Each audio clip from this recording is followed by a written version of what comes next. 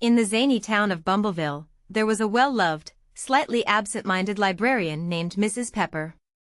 Her passion for books was matched only by her knack for getting into the most amusing predicaments.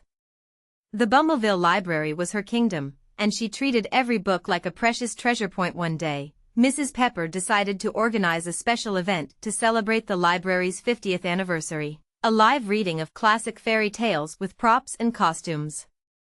She excitedly prepared, setting up a beautiful stage with vibrant decorations and gathering a large selection of costumes. The day of the event, the library was packed with children and their parents, all eager to see Mrs. Pepper bring the stories to life.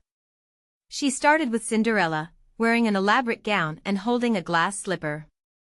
The children watched, wide-eyed, as she narrated the tale. However, when it came time for the dramatic transformation scene, Mrs. Pepper realized she had forgotten to bring the fairy godmother's wand.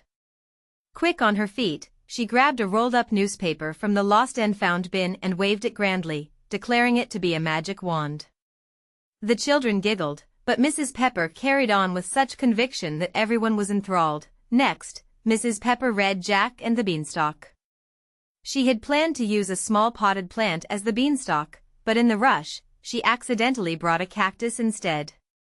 When she mimicked Jack climbing the beanstalk, she pricked her finger and yelped, sending the children into fits of laughter.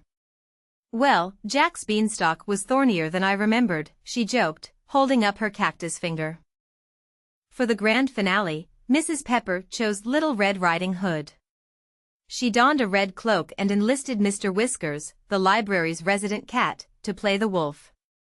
Mr. Whiskers, however, had other ideas. As soon as Mrs. Pepper said, "What big eyes you have, Mr. Wolf," Mr. Whiskers decided it was time for a nap and curled up on the stage, completely uninterested in playing his role. Thinking quickly, Mrs. Pepper grabbed a stuffed wolf toy from the children's section and continued the story, improvising hilariously as she went along. The children and parents were in stitches, loving every moment of the unexpected twists and turns. Despite all the mishaps, the event was a huge success. The children left the library with wide smiles and vivid memories, and the parents couldn't stop talking about Mrs. Pepper's inventive storytelling. The story of Mrs. Pepper's chaotic but delightful fairy tale reading became the talk of Bumbleville. Her creativity and humor turned what could have been a disaster into an unforgettable celebration of the library's anniversary. Mrs.